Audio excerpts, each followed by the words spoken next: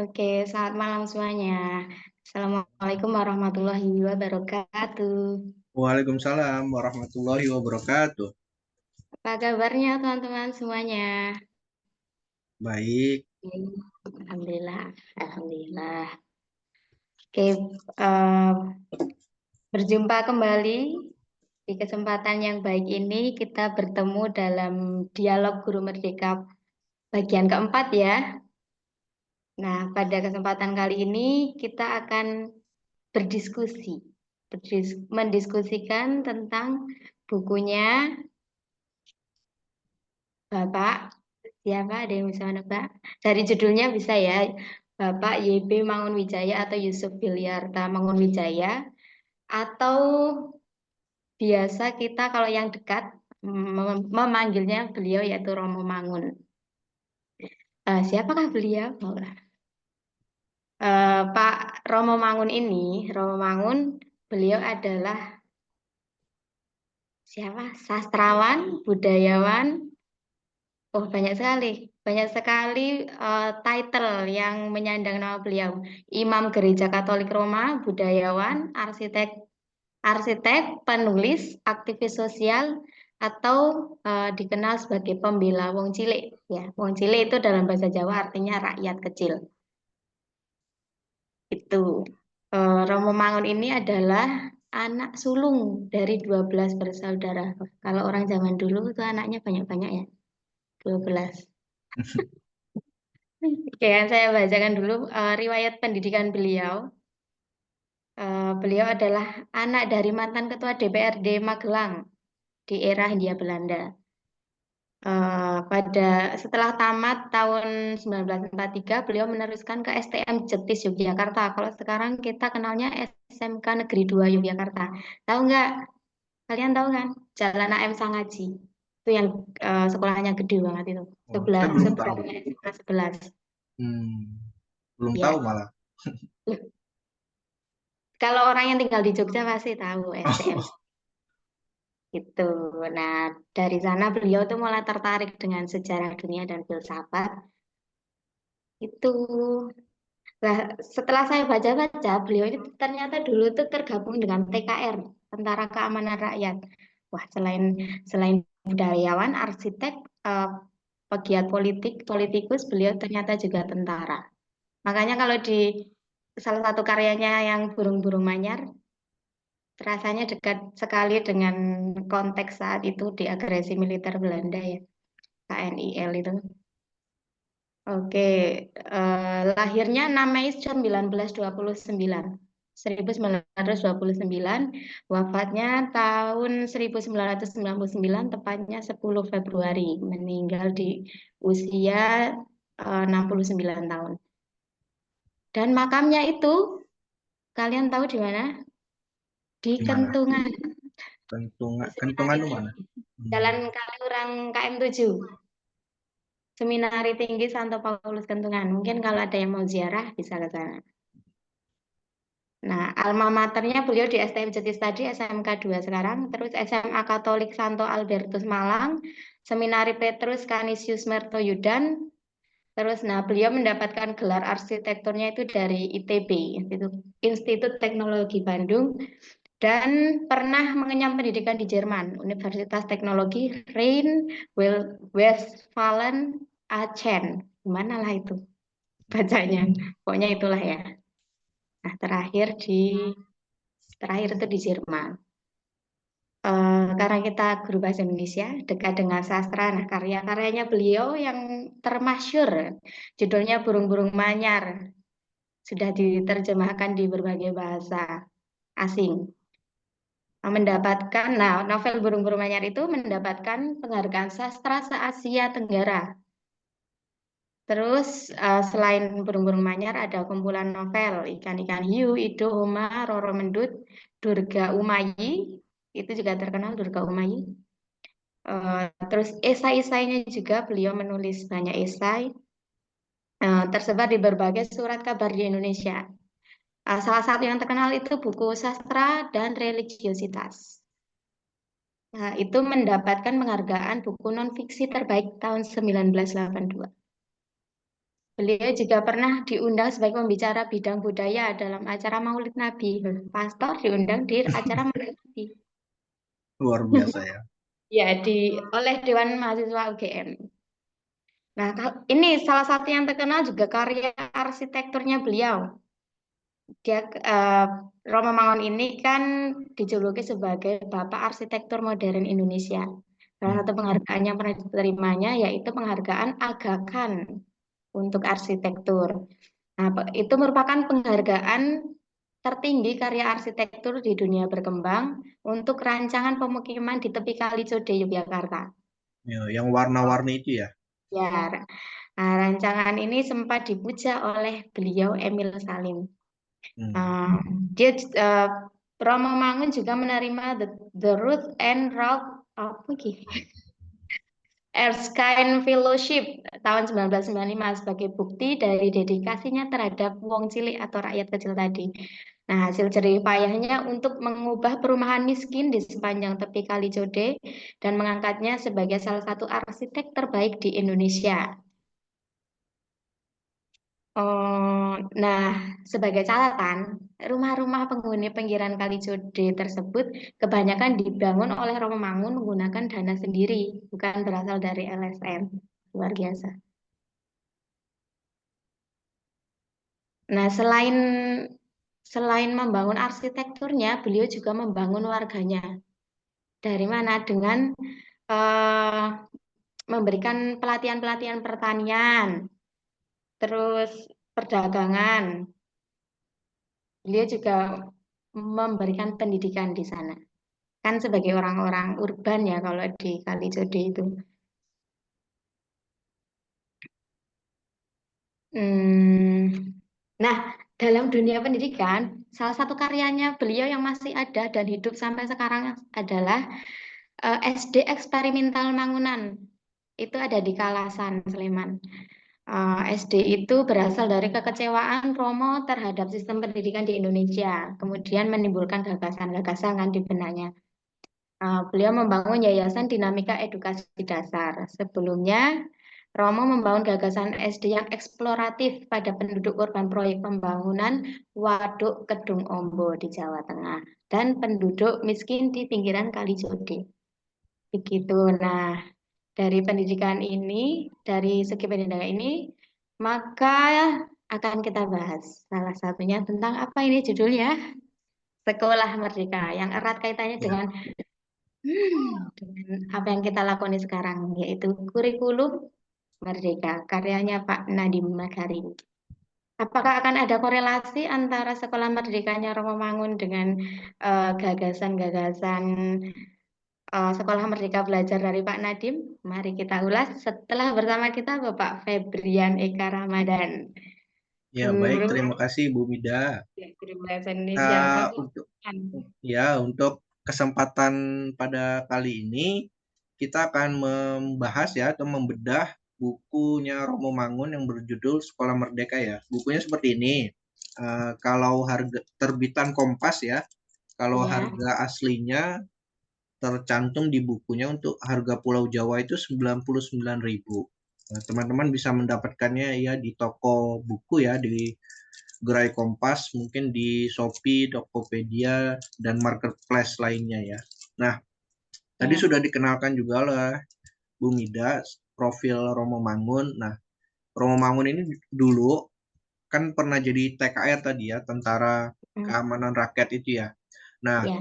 pada suatu ketika ini cerita suatu ketika Romo Mangun itu mendengar atasannya ya, mayornya itu berpidato gitu ya. Pada intinya pidato mayornya itu bilang bahwa dalam proses perjuangan merebut kemerdekaan itu yang paling menderita adalah rakyat gitu ya.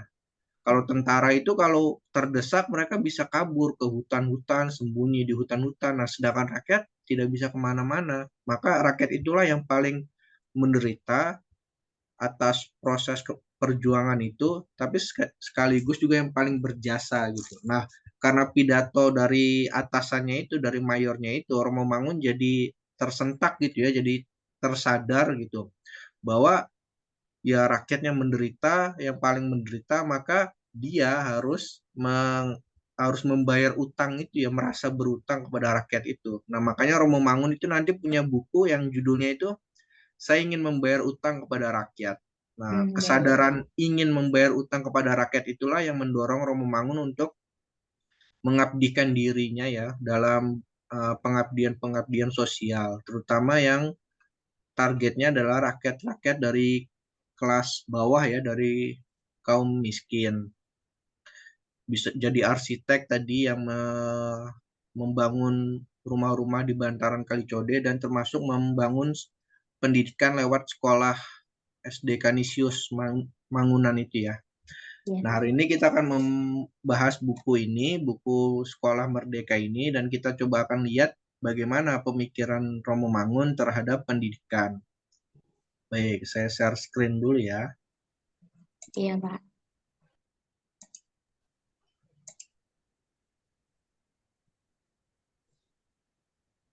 Sudah kelihatan, Bu Ida?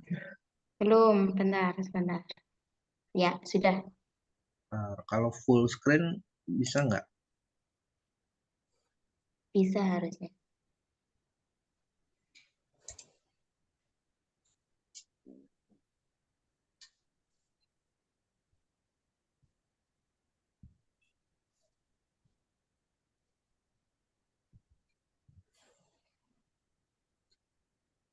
Belum muncul ya? Belum, belum full screen. Bentar. Ya, Sudah? sudah. Baik, akan kita mulai ya. Kita coba lihat bagaimana gagasan-gagasan pendidikan Romo Mangun yang ada dalam bukunya berjudul Sekolah Merdeka.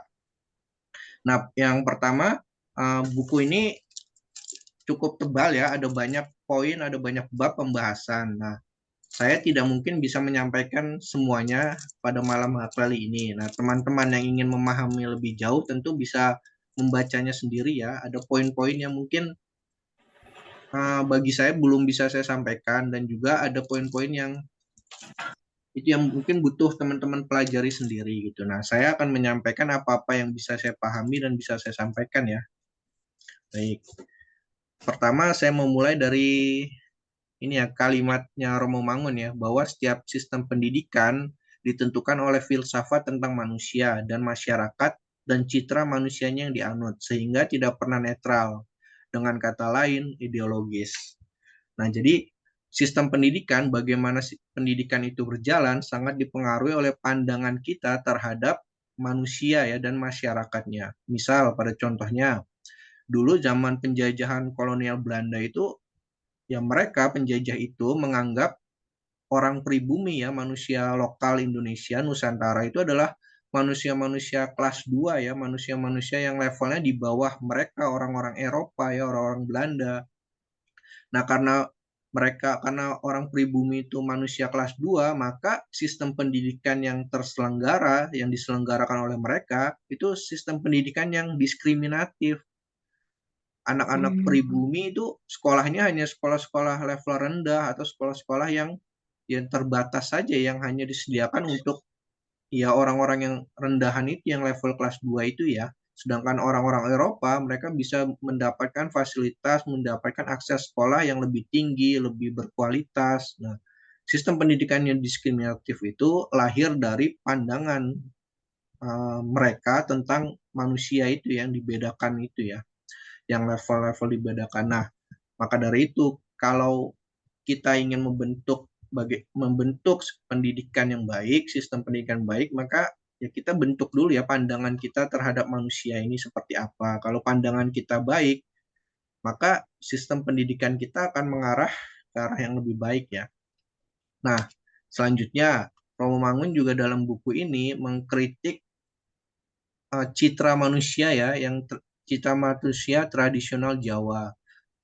Menurut konsep Jawa itu manusia hanya bagaikan wayang belaka ya yang digerakkan oleh dalang. Jadi manusia itu seakan tidak punya kehendak, mereka hanya ya seperti wayang ya, wayang itu kan digerakkan oleh dalang ya. Apa yang Ya. dibicarakan, apa yang dilakukan itu semuanya sudah ditentukan oleh dalang. Nah, oleh karena itu, karena pandangan manusia Jawa yang menganggap bahwa manusia hanya sebagai wayang, maka sistem pendidikannya yang lahir adalah sistem pendidikan yang bersifat hanya sosialisasi. Pendidikan sosialisasi itu maksudnya pendidikan yang sifatnya satu arah, seperti sosialisasi itu ya, satu arah ya, dari guru ke siswa atau dari pemerintah ke yang pelaksananya itu ya, guru-guru kepada siswa itu. Jadi hanya satu arah. Guru hanya menekankan siswa harus begini, siswa harus begitu, siswa harus mengikuti apa yang diinginkan guru.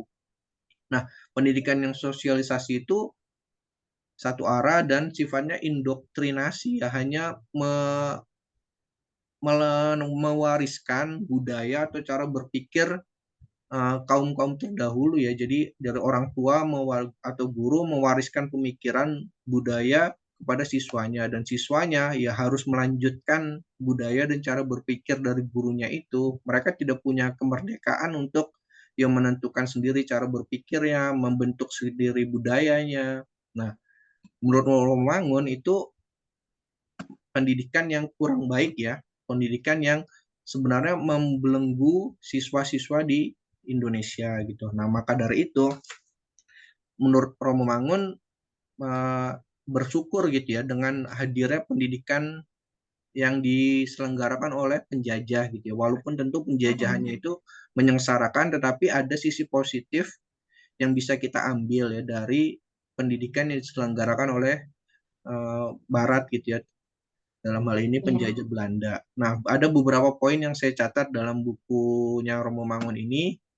Yang pertama adalah, prinsip pertama adalah anak itu bukanlah gelas kosong. Jadi anak itu bukan sesuatu yang bukan orang yang tidak tahu apa-apa, terus hanya kita suapin, kita berikan terus ilmunya gitu.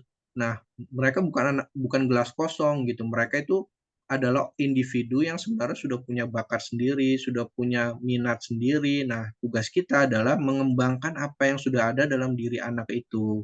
Bukan seolah-olah mereka itu gelas kosong tidak tahu apa-apa dan harus kita arahkan, harus kita beri terus ya. Nah, itu yang prinsip yang pertama. Prinsip yang kedua adalah guru adalah sahabat siswa. Jadi relasi antara guru dan siswa itu harus relasi yang uh, pertemanan gitu, relasi yang akrab yang seperti teman. Jadi guru tidak boleh merasa ya mereka harus lebih lebih dihormati dan sebagainya, tapi harus ya ada sisi penghormatan itu, tetapi lebih akrab. Nah, dengan akrab dengan siswa itu kan akan membuat guru lebih mudah untuk ya mengajar ya, untuk memberikan pendidikan. Nah, terus yang ketiga adalah prinsipnya kolaborasi, bukan kompetisi. Romo Mangun banyak mengkritik tentang sistem pendidikan kita itu yang sifatnya kompetitif gitu ya. Ada sistem ranking-ranking gitu, ranking satu, ranking 2, anak ini lebih pintar daripada anak ini. Nah, sistem ranking seperti itu menurut Romo Mangun kurang baik, karena secara psikologis anak yang misalnya dapat ranking yang bawah kan akan merasa tertekan ya, atau merasa dirinya bodoh daripada orang lain gitu, merasa mereka tertinggal. Nah, pendidikan yang kompetitif yang menekankan ranking-ranking, apalagi yang ranking-ranking seperti itu, menurut Romo Mangun kurang kurang cocok gitu ya, kurang bagus. Nah, makanya itu yang harus dibangun adalah prinsip kolaboratif gitu ya, berkolaborasi, siswa yang pintar, yang kurang pintar itu saling membantu gitu ya. Mereka berkembang bersama, bertumbuh bersama. Lalu yang keempat adalah pembelajaran yang integral. Integral itu utuh ya, pembelajaran utuh itu artinya tidak hanya menekankan perkembangan atau pertumbuhan intelektualnya saja, tetapi juga karakter, tetap kepribadian dan sebagainya itu ya, itu Iya. integral. Dan yang di sisi lain integral itu juga artinya membangun kesadaran bahwa hidup itu multidimensi ya, banyak sisi gitu. Nanti kita bahas lebih jauh di poin-poin selanjutnya ya, di uh, slide-slide selanjutnya gitu. Pada intinya itu ya, multidimensi, ada banyak jalan menuju kesuksesan, ada banyak jalan menuju yang membangun karir gitu ya, untuk lebih jauhnya. Lalu prinsip selanjutnya adalah prinsip eksploratif, kreatif, dan inovatif. Jadi pendidikan kita harus menekankan pada perkembangan jiwa-jiwa eksploratif, kreatif, dan inovatif ya. Ya, siswa harus dibangunkan, harus diajarkan, harus disadarkan bahwa Mereka itu harus punya rasa ingin tahu yang besar, rasa ingin meneliti, menjelajah gitu, ingin mencoba gitu, ingin menemukan sesuatu yang baru. Nah, itu kesadaran seperti itu, kemauan itu harus kita ajarkan, harus guru ajarkan kepada siswa-siswanya. Karena hanya dengan kreatif, inovatif itulah yang akan membuat mereka bisa menghadapi situasi tantangan zaman mereka ya, terutama untuk anak-anak yang dari keluarga kurang mampu. Ini sangat penting. Nah, prinsip ini sangat bergantung dengan prinsip selanjutnya, yaitu kebebasan.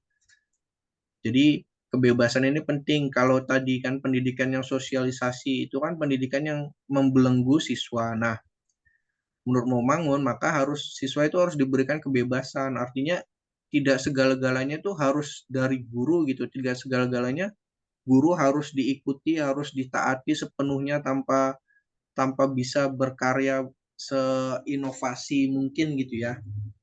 Nah, guru harus bisa memberikan kebebasan kepada siswanya untuk mengeksplorasi bakatnya, mengeksplorasi minatnya gitu. Jangan apa-apa harus diarahin, apa-apa harus menurut pada ketentuan guru seorang gitu. Lalu poin selanjutnya adalah knowledge is power ya. Ini kalimatnya sebenarnya penjelasannya panjang ya, tafsirannya panjang, tapi pada intinya adalah kita guru harus membangun kesadaran, membangun rasa cinta murid terhadap ilmu gitu ya, penghargaan kita terhadap ilmu, bahwa ilmu itu punya kedudukan yang paling tinggi ya dalam hidup ini. Orang yang berilmu itu orang yang harus paling kita muliakan gitu ya.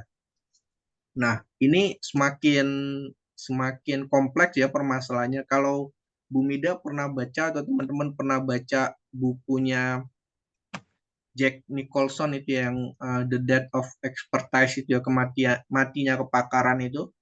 Nah, itu Mm-mm. fenomena fenomena matinya kepakaran itu memang di buku itu dibahasnya yang khusus untuk Amerika ya, tapi situasi matinya kepakaran itu sebenarnya sudah menjadi fenomena yang global ya, di dunia di hari ini pun terjadi gitu ya.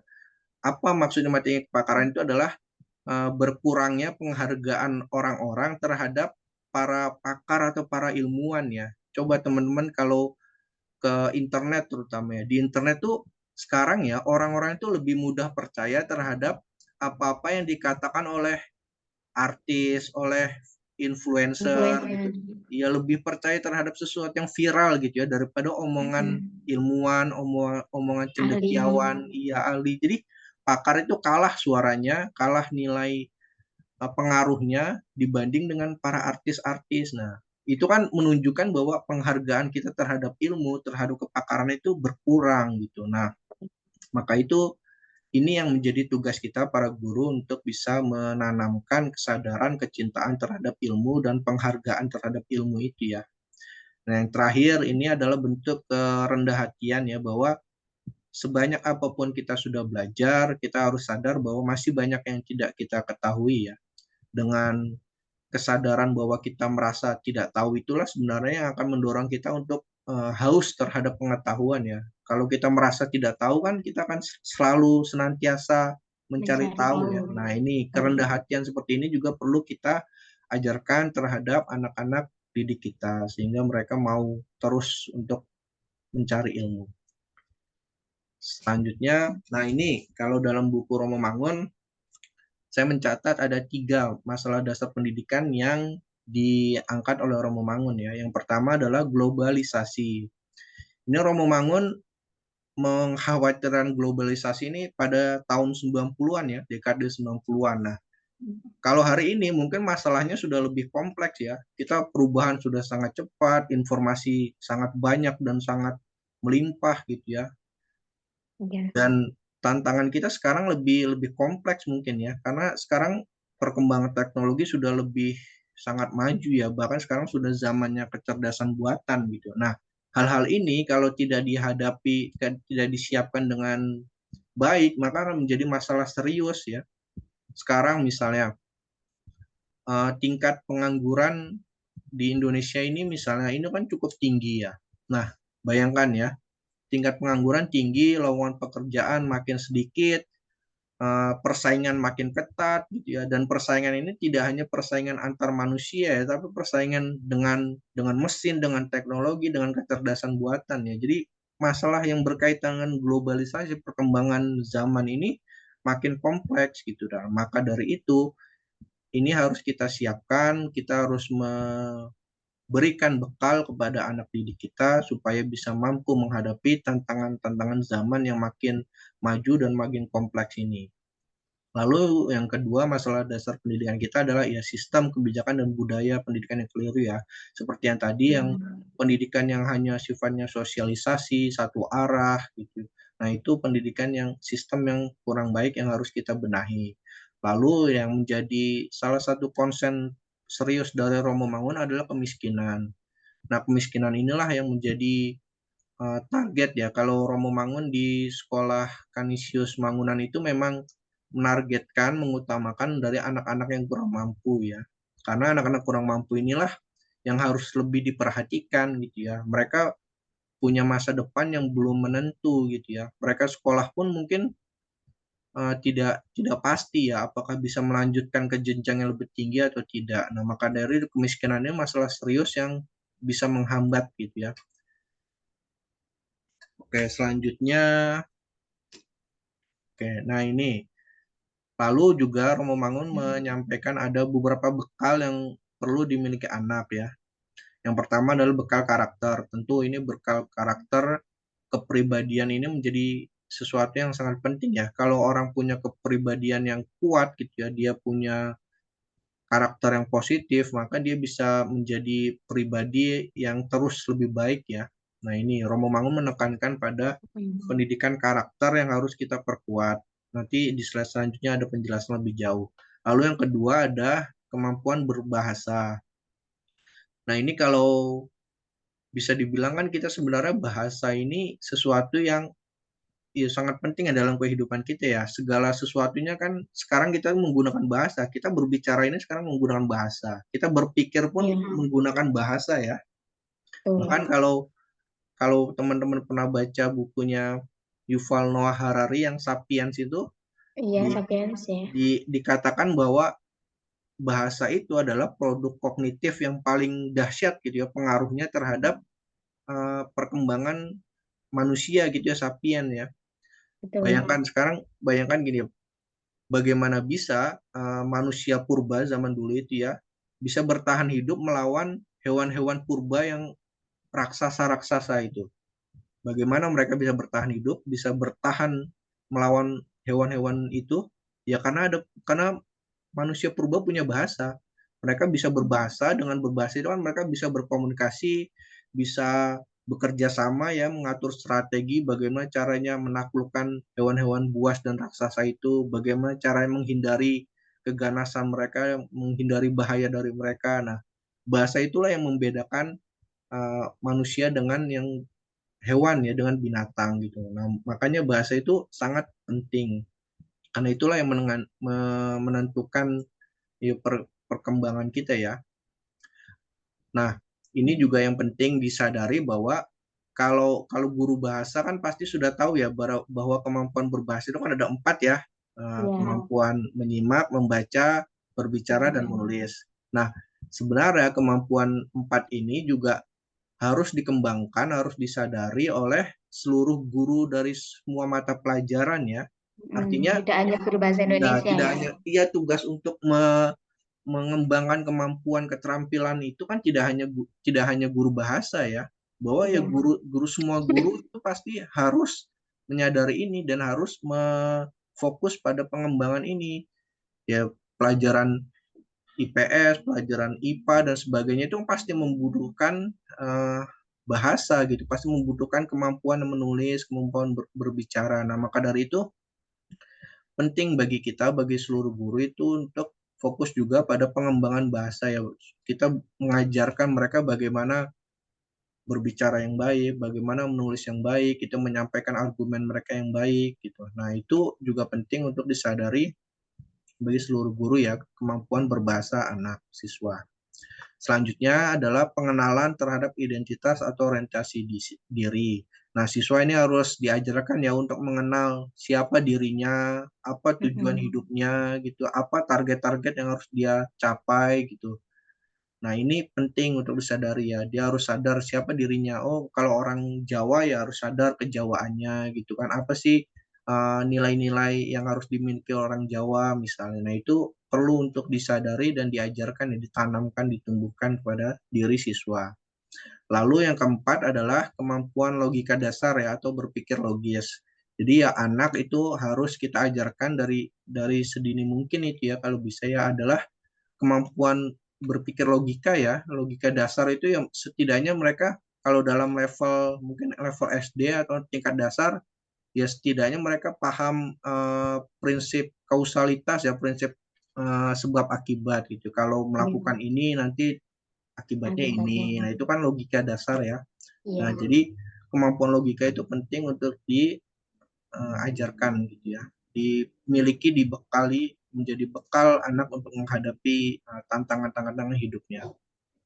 Lalu yang kelima adalah kemampuan menggunakan alat-alat. Alat-alat di sini maksudnya adalah kalau di buku ini adalah ilmu-ilmu alam ya seperti fisika, kimia gitu. Pada dasarnya adalah hukum-hukum alam gitu, hukum-hukum yang berlaku di alam gitu ya. Misalnya yang contoh sederhananya adalah kalau membuang sampah sembarangan akan merusak lingkungan. Kalau lingkungan rusak itu kan yang rugi adalah manusianya itu sendiri ya. Nah, itu kan kesadaran terhadap hukum alam itu ya bahwa kalau merusak alam ya alam yang akan merugikan kita, kita yang akan merugikan sendiri gitu. Nah, itulah kesadaran pengguna, maksudnya alat-alat itu adalah ilmu-ilmu alam dan hukum-hukum yang berlaku di dalamnya.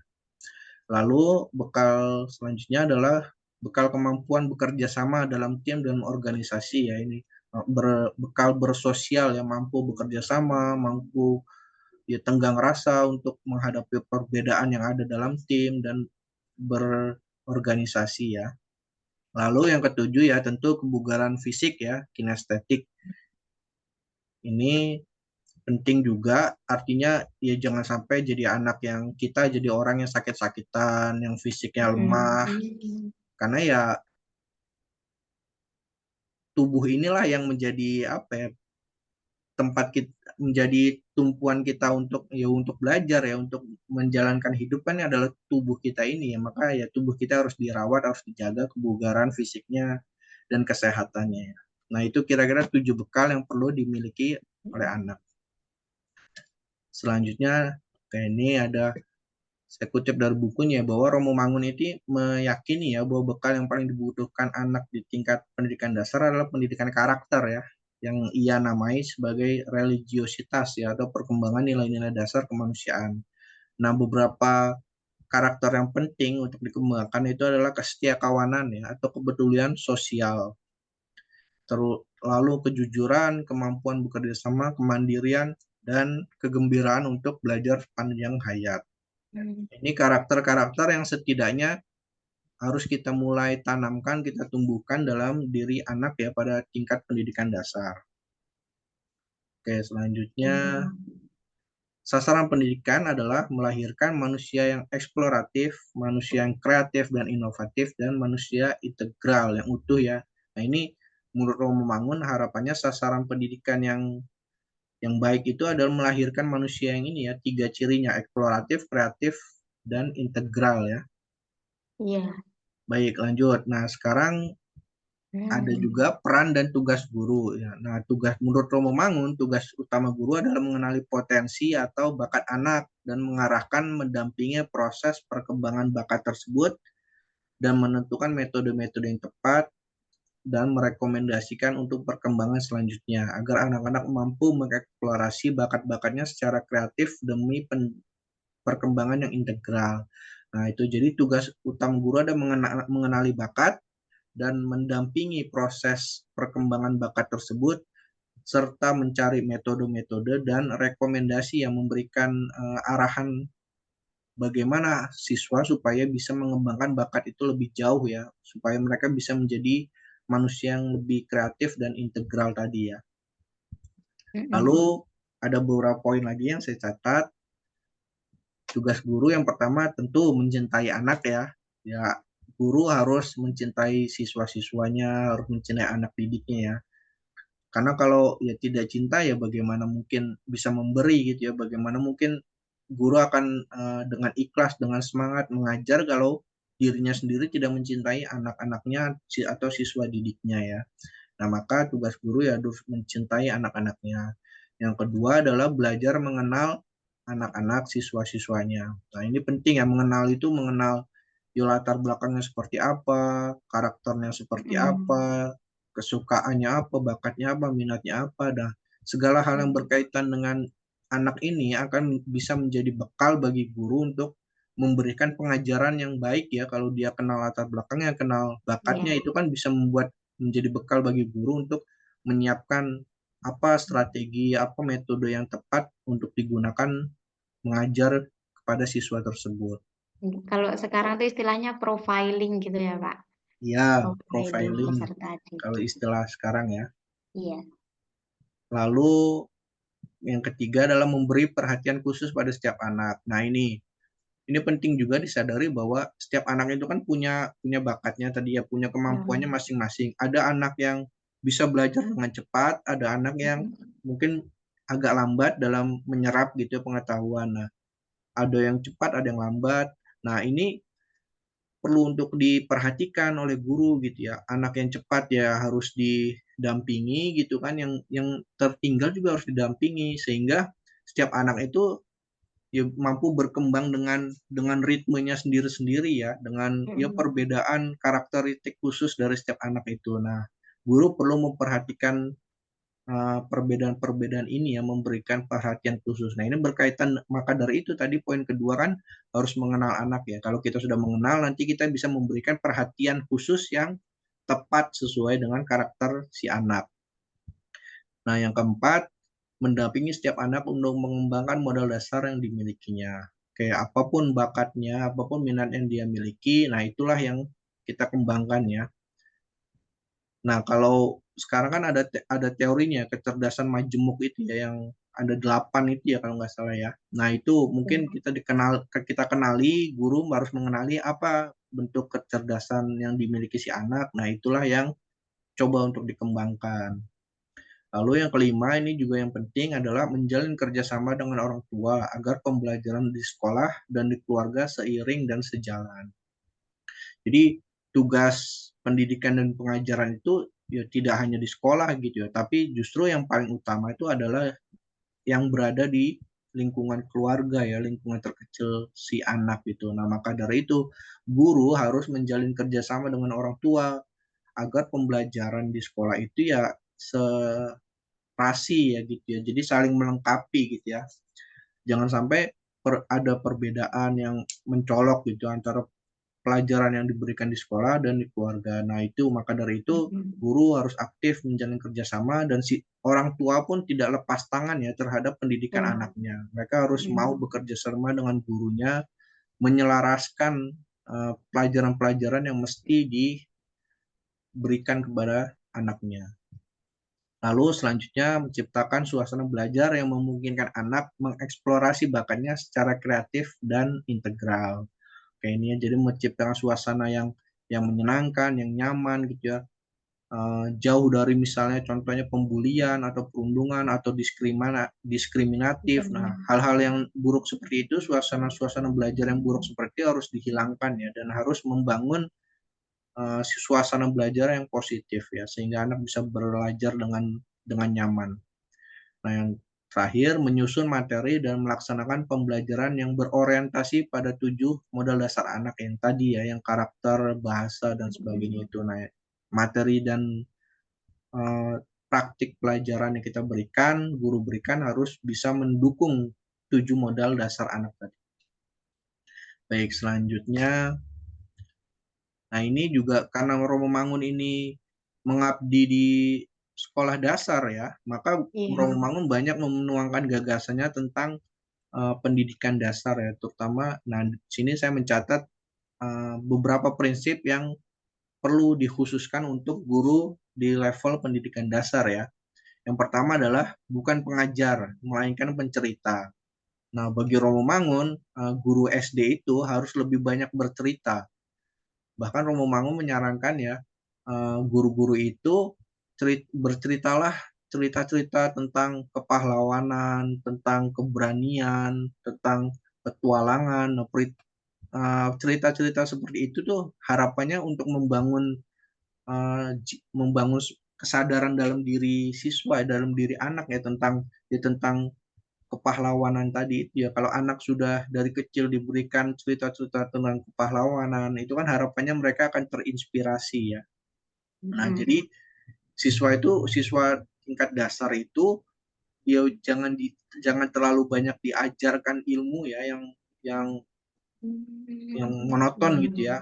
Tapi lebih banyak cerita saja, lebih banyak cerita supaya mereka bisa menghayati sendiri pelajaran-pelajaran yang ada dalam cerita tersebut. Nah, selanjutnya bukan pengajaran, melainkan proses penghayatan. Nah, ini kenapa ya guru SD harus lebih banyak bercerita? Karena pada level SD, anak itu harus difokuskan pada proses penghayatan ya, bukan proses penyerapan pengetahuan gitu ya. Mereka harus lebih banyak menghayati cerita-cerita, menghayati ya lingkungan di sekitarnya gitu ya. Itu bukan pengajaran, melainkan proses penghayatan. Yang ketiga, memberi kesempatan anak untuk memahami sendiri apa yang mereka lihat dan alami. Nah, ini juga penting. Jadi guru itu ya tadi dia jangan mengajar ini jangan mengajar pengetahuan semata ya, hanya apa-apa disampaikan kepada murid, tapi berikan murid kesempatan untuk ya memahami sendiri ya apa yang mereka alami, apa yang mereka lihat. Nah, lalu keempat adalah seminim mungkin kata teguran, semaksimum mungkin tindakan teguran. Nah, bagi Romo Mangun, guru SD, ya sebenarnya semua guru ya, ya jangan terlalu banyak bicara gitu ya, atau banyak menegur ya, atau bahasanya Banyak ya negur. jangan cerewet gitu ya. Jadi ya Aduh. lebih fokus memberikan tindakan teguran gitu, lebih banyak tindakan. Jadi kalau ada salah ya nggak perlu terlalu dicereweti gitu ya, ditegur berkali-kali menggunakan lisan saja, tapi berikanlah tindakan-tindakan yang sifatnya teguran, yang sifatnya mengoreksi gitu ya. Lebih banyak tindakan ketimbang teguran gitu ya. Hmm.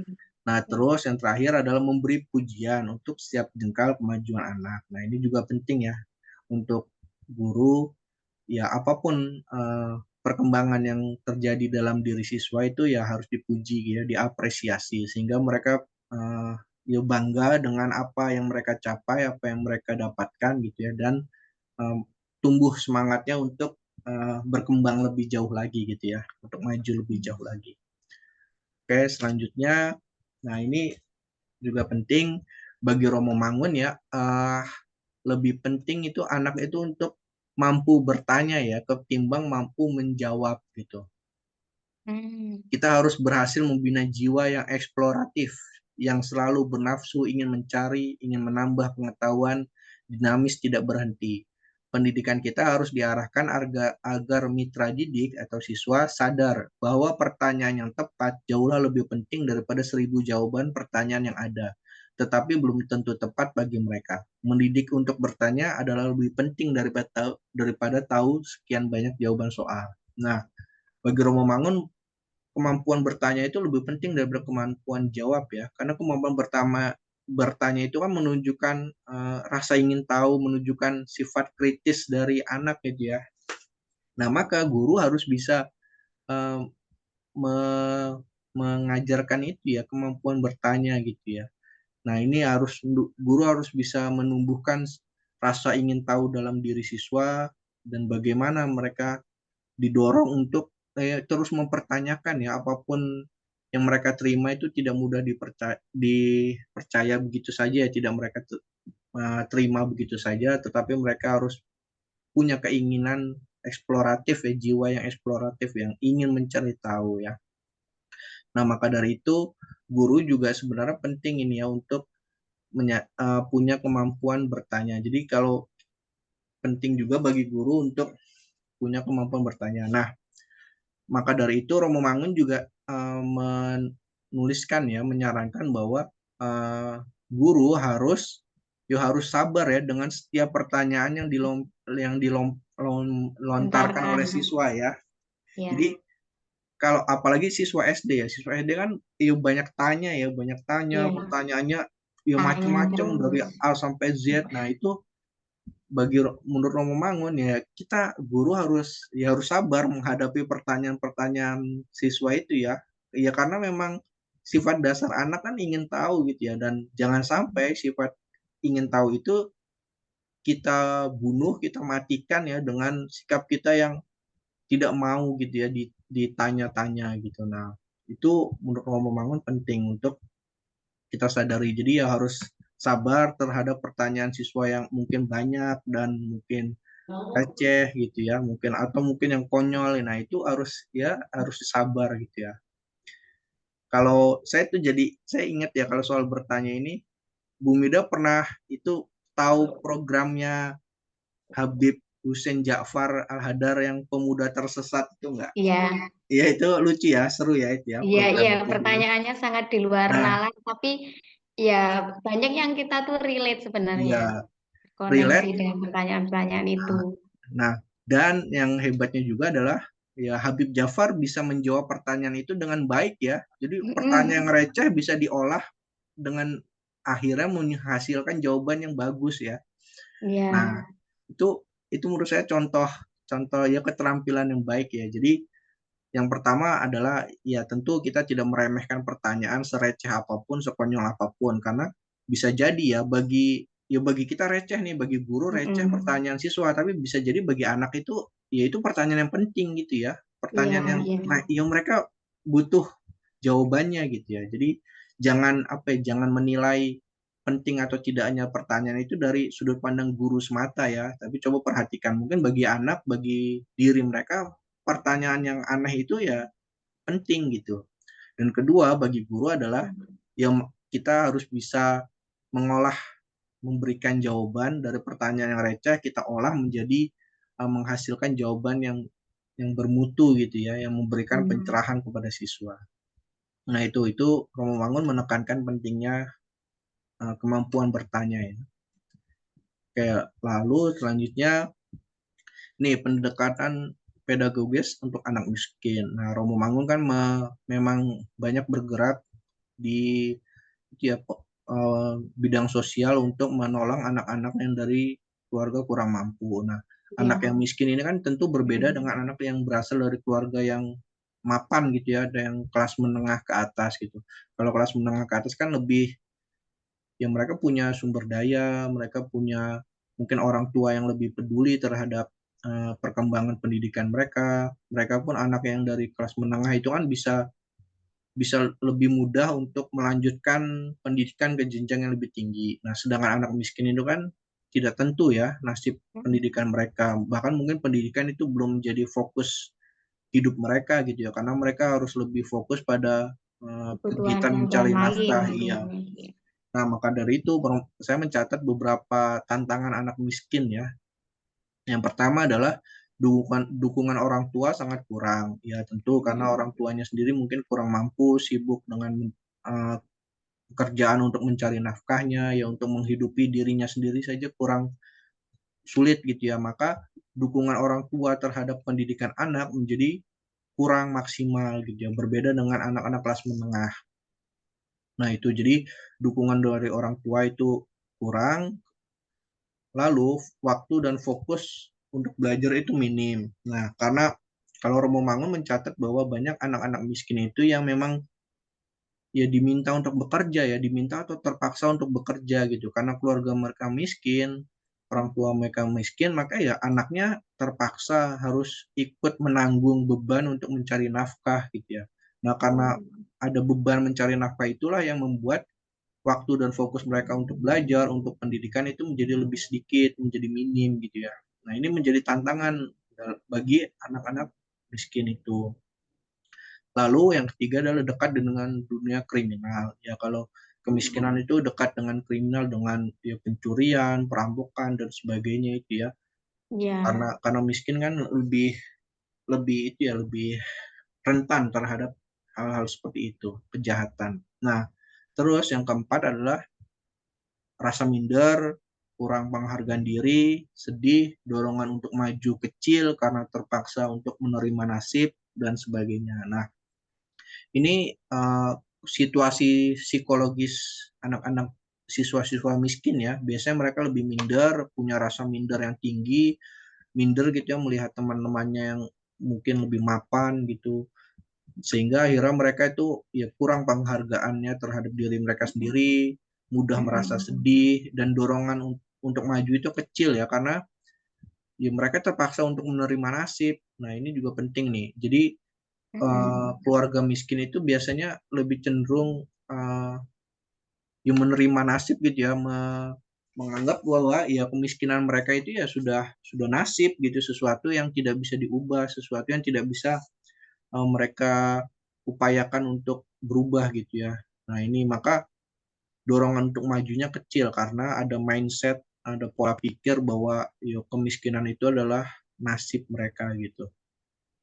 Nah, maka dari itu ini tantangan anak miskin, dan Romo Mangun memberikan beberapa poin solusi ya untuk menghadapi untuk mengajar anak-anak yang miskin. Jadi pertama adalah memberikan pendidikan yang integral, yang utuh gitu ya, dan menumbuhkan kemampuan berpikir lateral. Berpikir lateral itu berpikir yang kreatif ya, dia lain daripada yang lain. Nah, artinya gini, tadi kan sudah saya sampaikan bahwa Romo Mangun menekankan bahwa kita harus memberikan kesadaran bahwa hidup itu multidimensi dan tidak linear. Misalnya kalau anak-anak mampu atau anak-anak mapan itu kan kalau ditanya cita-citanya apa, pasti pengen jadi dokter, jadi polisi, jadi pengacara dan sebagainya gitu. Nah, anak-anak miskin harus kita berikan kesadaran bahwa ya mereka tidak harus mengikuti jalan para anak yang mapan itu, bahwa kesuksesan itu tidak harus menjadi dokter, tidak harus menjadi polisi, tidak harus menjadi pengacara gitu. Bahwa ya hidup itu multidimensi, ada banyak jalan menuju kesuksesan. Nah, maka dari itu apapun yang bisa mereka lakukan ya, nah itulah yang harus mereka lakukan. Walaupun misalnya jadi pegawai biasa, tapi selama itu halal, selama itu baik, bermanfaat bagi diri dan orang lain, nah itu sebenarnya tidak masalah. Artinya jangan menargetkan siswa miskin itu untuk sama dengan siswa yang mapan itu ya, bahwa ya hidup itu multidimensi, ada banyak jalan lah untuk menemukan kesuksesannya masing-masing. Dan juga kemampuan berpikir lateral itu yang tadi ya, kalau linear itu kan lurus A, B, C dan seterusnya. Kalau nah lateral itu yang ya agak kreatif, dia lain daripada lain.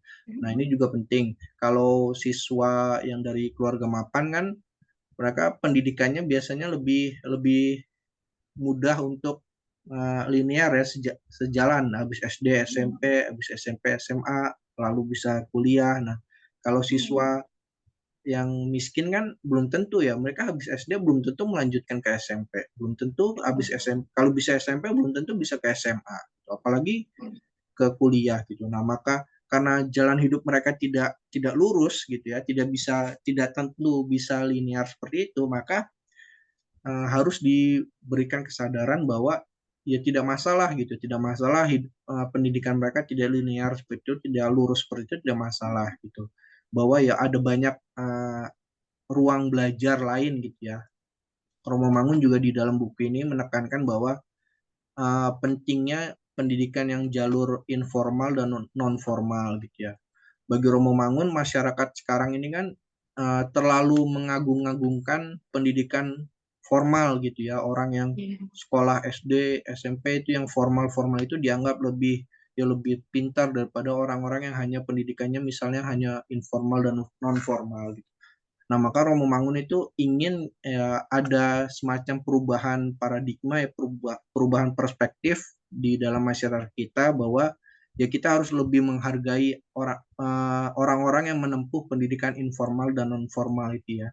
Penghargaan kita terhadap jalur itu harus lebih tinggi gitu ya. Bahwa ya orang yang mungkin orang lulusan SD tapi kan dia berkegiatan di masyarakat, dia beraktif di organisasi gitu ya, di pendidikan non formal dan informal itu juga ya bisa sama derajatnya, bisa sama mulianya dengan orang-orang dari lulusan pendidikan formal.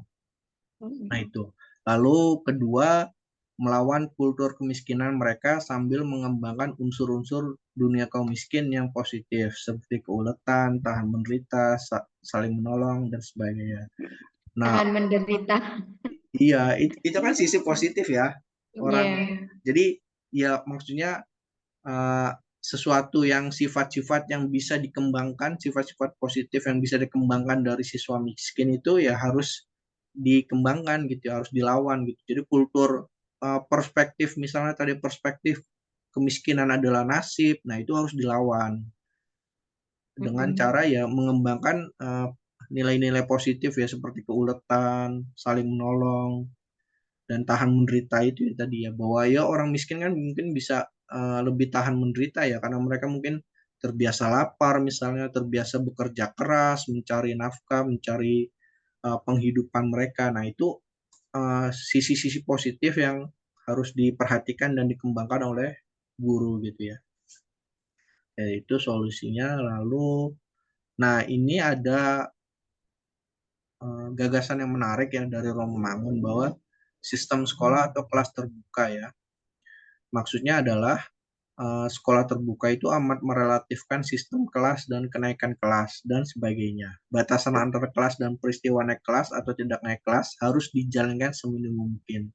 Jadi tadi kan Romo Mangun, saya sudah menyampaikan Romo Mangun itu tidak suka ya dengan sistem rankingan, ranking-ranking di dalam kelas itu Mm-mm. ya. Nah, maka Iya. Romo Mangun sebenarnya lebih ingin bahwa eh, terutama dalam pendidikan dasar yang kelas 1, 2, 3 itu yang masih masih bawah sekali itu masih dasar sekali itu untuk menerapkan sistem kelas terbuka ya artinya ya mereka siswa itu bisa lebih leluasa untuk pindah kelas misalnya ada siswa kelas 2 yang sudah lebih maju gitu ya, sudah lebih paham terhadap materi maka dia bisa masuk ke kelas 3 ya untuk mengikuti pelajaran di kelas 3 ataupun begitu sebaliknya siswa kelas 3 yang mungkin tertinggal di dalam pelajaran misalnya pelajaran matematika maka dia boleh melanjutkan boleh untuk masuk ke kelas 2 atau kelas 1 ya. Jadi pindah kelas itu dimudahkan gitu harusnya seperti itu Iya. sehingga yang siswa itu belajar sesuai dengan kemampuan real Levelnya. mereka iya kemampuan asli mereka gitu ya jadi naik kelas atau tidak naik kelas itu jangan dianggap sebagai suatu yang mutlak menentukan cerdas atau tidaknya siswa gitu nah Romo Mangun itu ya punya gagasan ini tentang sistem sekolah atau kelas terbuka ini kalau sekarang mungkin tidak tahu ya mungkin bisa mungkin hampir mustahil untuk diterapkan ya karena sekarang kan Iya. ya semua harus naik kelas gitu ya tidak boleh Iya. tinggal kelas ya kayak Tinggalku SD. Kalau iya SMP, SMA tuh nggak bisa. iya kayak sudah sesuatu yang haram dilakukan ya tinggal Mm-mm, kelas itu mm-mm. nah itu Iya. jadi ya pendidikan kita sekarang seperti itu ya memaksa semua anak harus naik kelas paham Mm-mm. tidak paham bisa tidak bisa naik kelas Mm. pokoknya. Oke, selanjutnya oh ya ini ada beberapa uh, quote ya atau kalimat menarik yang saya catat dalam buku ini. Kita percaya dan ini dasar pijak seluruh sikap pendidik kita. Tidak ada anak malas, tidak ada anak bodoh, yang ada hanyalah apa yang diperhatikan anak belum sama dan belum cocok dengan apa yang menurut guru harus ia perhatikan. Ya, Mm-mm. prinsipnya bahwa tidak ada anak malas, tidak anak bodoh ya. Mereka hanya mungkin, anak itu hanya mungkin belum menemukan apa yang mereka minati gitu ya. Sehingga mereka tidak tertarik gitu. Misalnya kita guru bahasa gitu kok merasa anak ini kok tidak bisa mengerjakan tugas, tidak bisa memahami apa yang kita sampaikan gitu. Nah, itu bisa jadi Kak, bukan karena anaknya bodoh atau anaknya malas, tapi karena memang anaknya tidak belum tertarik terhadap pelajaran bahasa gitu ya. Nah, maka Romo Mangun menginginkan bahwa pertama-tama yang harus kita guru lakukan adalah membangun minat itu ya, membangun keinginan. Jadi apa yang dia minati itulah yang harus dikembangkan gitu ya. Sehingga kalau sudah minat kan orang akan ya dengan sukarela belajar gitu ya, dengan ikhlas dia akan mengikuti pelajaran dengan antusias. Nah, Jadi minat itu yang menentukan sekali gitu ya terhadap proses belajar siswa. Lalu setiap pujian yang tepat adalah obat sangat ampuh demi penyembuhan dari rasa minder dan bodoh. Sebaliknya akan merupakan modal pertumbuhan dan keyakinan bahwa dia sungguh mampu serta akan maju. Nah, ini tadi kalau dalam konteks siswa yang dari keluarga miskin, nah itu harus diberikan pujian ya, karena pujian itu ya obat itu ya, obat yang tepat untuk menghilangkan rasa minder, rasa bodoh, rasa tidak mampu, rasa tertinggal dari teman-teman yang lain, dan itu juga sekaligus bisa menjadi modal untuk menumbuhkan keyakinan ya bahwa dia itu sebenarnya mampu ya. Nah, pujian itu kan gunanya untuk itu ya, untuk memberikan dia mengapresiasi atau memvalidasi bahwa siswa itu sebenarnya mampu gitu ya. Oke, lanjut. Perguruan-perguruan tinggi boleh brengsek, tetapi SD harus berkualitas tinggi. Tamatan SD yang tangguh akan mencari sendiri dan menemukan sendiri informasi dan penambahan keterampilan yang ia perlukan untuk maju. Kayak ini sedikit kalimat dari Romangun ya, bahwa ya perguruan ini agak sedikit kelakar ya, bahwa ya penduduk Mm-mm. perguruan tinggi itu ya bolehlah nggak berkualitas gitu ya, tapi SD harus berkualitas karena tadi ya kalau konteksnya siswa miskin, mereka kan belum tentu ya bisa sampai ke perguruan tinggi kan. Nah, maka dari itu kita harus serius membenahi kualitas pendidikan di level dasar gitu ya. Karena Iya. level dasar inilah yang paling paling dekat dan paling mungkin untuk diterima oleh siswa yang dari keluarga miskin itu ya, siswa SD level SD ini yang paling mungkin untuk ditempuh oleh mereka gitu. Maka kualitas SD ini harus bagus ya, karena kalau kualitasnya bagus, SD ini di level SD ini mampu membangun tadi ya modal-modal dasar anak itu, maka ya mereka akan menjadi tumbuh menjadi pribadi yang ya, eksploratif, kreatif dan inovatif tadi ya. Sehingga dia punya keterampilan untuk maju. Oke, lanjut. Semua orang adalah Mm-mm. guru, semua orang adalah muridku pula. Ya, ini maksudnya adalah ya kita bisa belajar dari siapapun ya, dari orang manapun, ya bisa jadi guru bagi kita gitu. Dan semua orang adalah muridku pula. Artinya ya kesadaran untuk berbagi ilmu ya terhadap siapapun. Jadi kita bisa menuntut ilmu, menimba ilmu, mengambil ilmu dari siapapun, dan kita juga punya kewajiban untuk memberi ilmu kepada siapapun gitu ya. Lalu anak yang diberikan kesempatan banyak untuk keliru dan salah akan semakin diasah daya pikirnya dan semakin cerdas. Juga dalam diskusi, guru harus sabar dengan hanya merangsang daya eksplorasi anak, ikhlas mengizinkan anak menjawab keliru, tetapi keliru atas hasil eksplorasinya sendiri, bukan keliru karena guru mengatakannya keliru.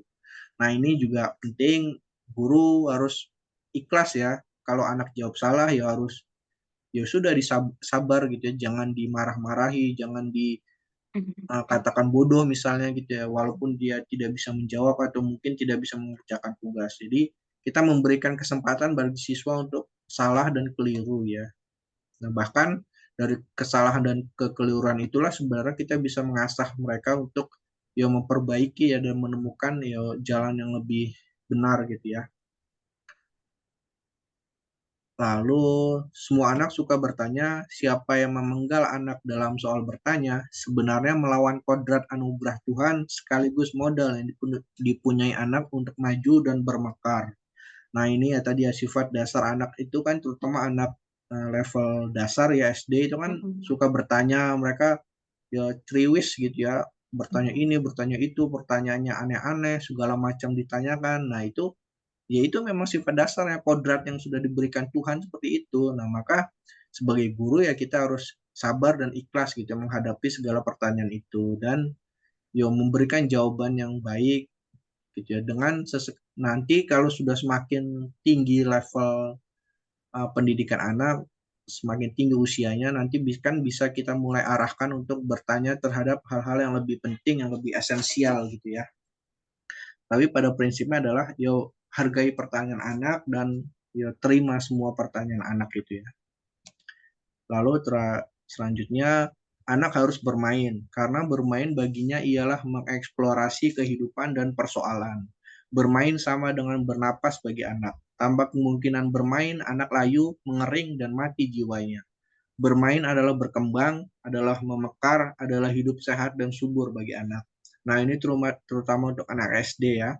Mm-mm. Bahwa ya anak harus bermain ya. Selain tadi gurunya harus menjadi seorang pencerita, nah anaknya juga harus banyak bermain. Jadi cerita dan bermain itu dua hal yang harus banyak dilakukan di level SD. Karena dengan bermain itulah anak bisa mengeksplorasi kehidupan dan persoalannya gitu ya. Bisa dari bermain itulah anak punya semangat gitu ya untuk sekolah. Kalau sekolahnya seru gitu ya karena punya banyak permainan, gurunya banyak memberikan permainan yang menarik, itu kan siswa SD kan pasti tertarik untuk datang sekolah ya. Tapi kalau misalnya pelajaran di sekolahnya membosankan, gurunya membosankan, monoton, ya mungkin kalau siswa SD mereka kan bisa ngambek gitu ya, tidak mau sekolah gitu. Nah, maka itu siswa SD harus lebih banyak diajak bermain dan bercerita. Oke, selesai. Itu beberapa uh, buah pikir dari Romo Mangun yang ada dalam buku Sekolah Merdeka. Untuk lebih jauhnya lagi, teman-teman bisa membacanya sendiri ya, karena ada poin-poin, misalnya ada bab tentang perkembangan perkembangan anak gitu dari Romo Mangun merinci itu dari umur sekian, umur 5 tahun itu apa perkembangannya, dari umur 7 tahun itu apa perkembangannya. Jadi ada semacam panduan tahap perkembangan anak. Nah itu bisa teman-teman pahami sendiri di dalam bukunya itu ya.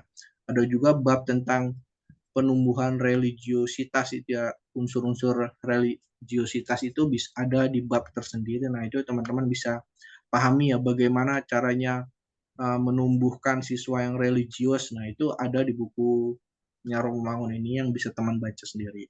Nah, itu mungkin yang bisa saya sampaikan, Bu Mida. Mungkin ada yang Oh, perlu kita diskusikan. keren sekali. Terima kasih Pak Febrian untuk pemaparan bukunya yang setebal itu bisa menjadi seringkas ini. Yang saya tangkap kayaknya buku ini konkret sekali ya. Iya, Maksudnya tidak hanya teori, iya, tapi juga memberikan pemahaman atau memberikan pemaparan bagaimana sebaiknya kita mempraktikkan itu di lapangan. Ya enggak di buku itu? iya. Karena Romo Mangun kan memang terlibat langsung ya dalam proses Iya. pengajaran di SD Kanisius Mangunan itu ya, SD yang disebut SD Mm-mm. eksperimen, SD Iya. eksperimental itu ya. Jadi Romo Mangun tuh tidak cuma dia berteori saja gitu ya, tapi beliau juga menjalankan Ya, teorinya tersebut bagaimana ya. Dia praktikan, mempraktikkan sehingga apa praktisi. yang beliau tuliskan dalam buku ini terasa lebih hidup gitu ya. Ada Iya. teorinya tapi ada contoh-contoh praktiknya gitu. Mm-mm. Kalau membahas tentang ini kan ya pendidikan ya, saya jadi teringat Ki Hajar Dewantara. Ya, Kan ada kemiripan nih, sama-sama ya, terfokus pada anak. Kalau Ki Hajar Dewantara itu kodrat alam dan kodrat zaman. Bahwa anak itu kan kodrat alam dan kodrat zaman. Pendidikan itu harus itu, fokusnya ke anak itu. Tapi kalau di Rawamangun ini lebih kompleks lagi, lebih dijelaskan lebih apa namanya lebih detail lagi bagaimana karakter anak, bagaimana menumbuhkan rasa bertanya gitu.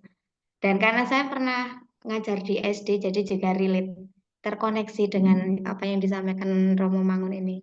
Ya, anak SD itu pertanyaannya memang luar biasa, di luar nalar. iya. Kadang-kadang ya apa sih Mm. pertanyaan yang aneh Iya, sekali. Tapi ya iya, ya mungkin itu bagi anak relate memang iya. penting bagi mereka bisa Mm. jadi kan. Oh, terima kasih.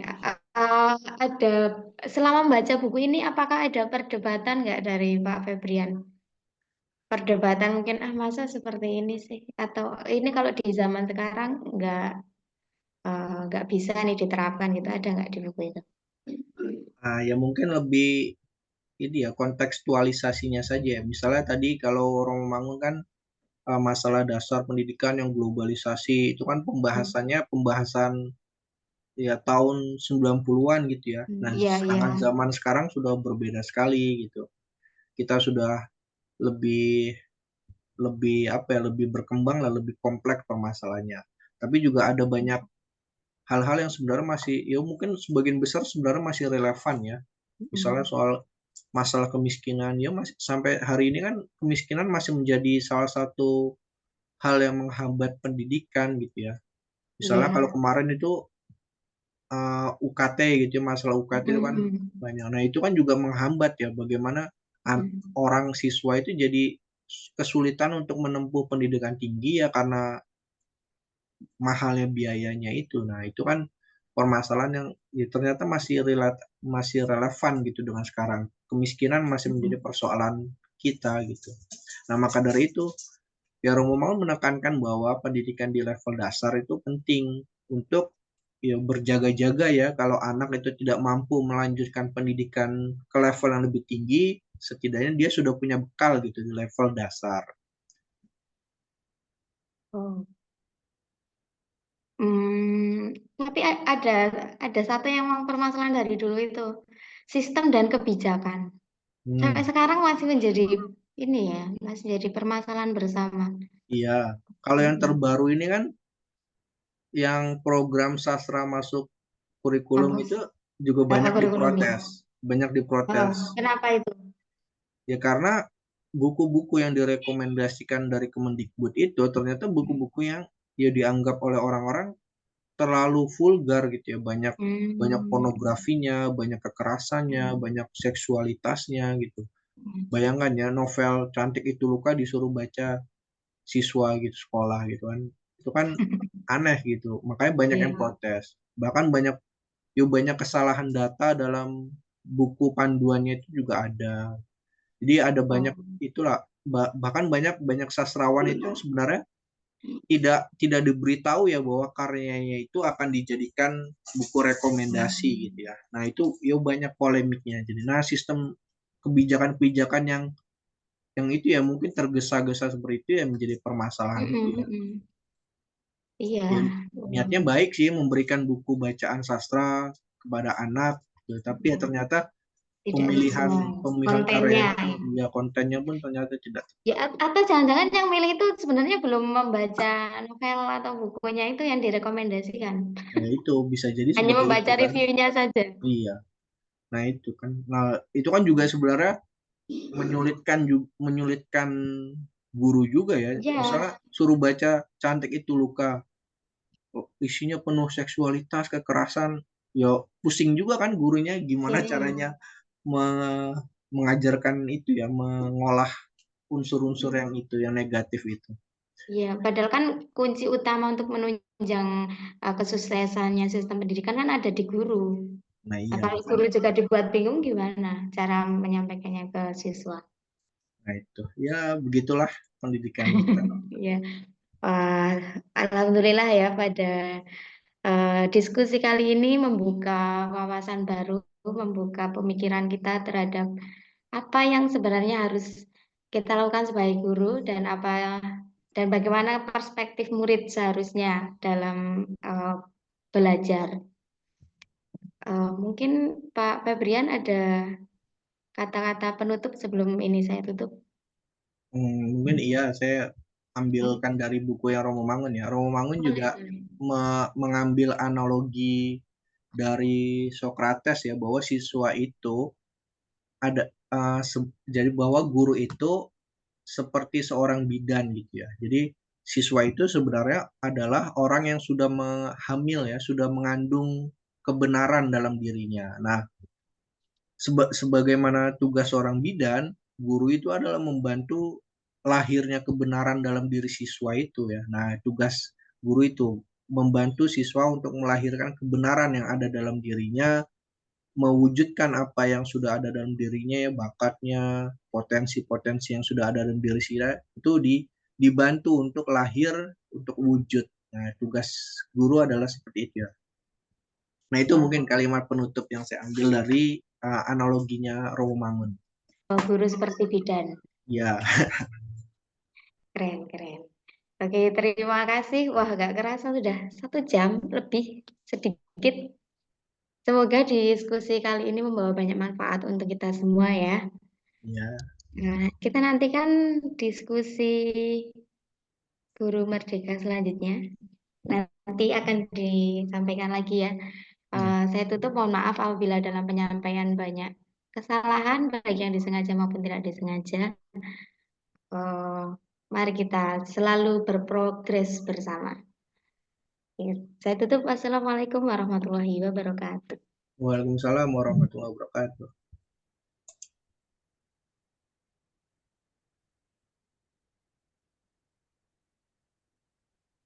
Stop recording.